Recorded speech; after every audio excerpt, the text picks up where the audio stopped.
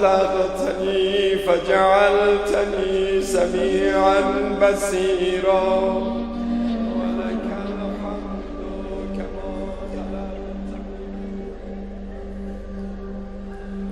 فرمودن بالاترین گناهی که بخشیده نمیشه روز عرفه اینه که غروب روز عرفه شک بکنی بگی خدایا منو بخشیده یا نه.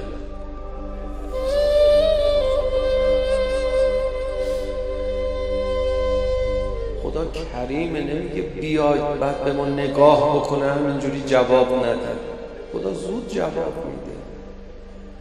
یه رازی رو میخوام با شما در میون بگذارم.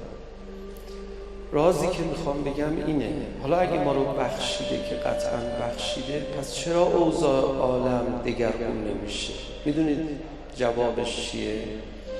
جوابش اینه که ما اومدیم خدا هم لطف کرده ما رو بخشیده دیگه. ما بلند پروازی نکردیم که آقا خدایا به حق ابا عبدالله حسین فرج آقامون رو برسون، دیگه ما طاقت نداریم، ما رو جزو سربازانش قرار بده، من نمیخوام از خیمش بیرون برم، من نمیخوام به درد حضرت نخورم.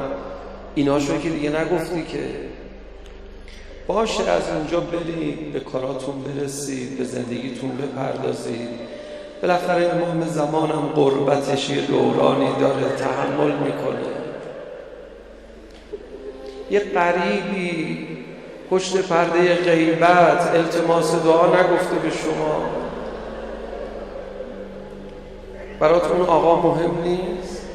حضرت هم لطف میکنن. من یک کمی تند بخوام الان حرف بزنم، یقین دارم به امام زمان علیه السلام، قسم امام زمان از من ناراحت میشه.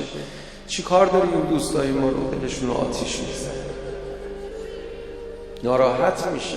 من که شماتت نمیخوام بکنم شما حتما همتون لایقی، ولی چرا آقاتون نمیاد؟ نکنه آقاتون هنوز به جمع ما مطمئن نیست.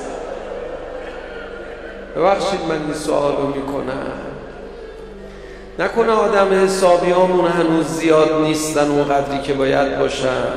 نکنه ما اونقدر که باید آدم حسابی نیستیم. این دیگه یواش زمزمه در گوش شما گفتم.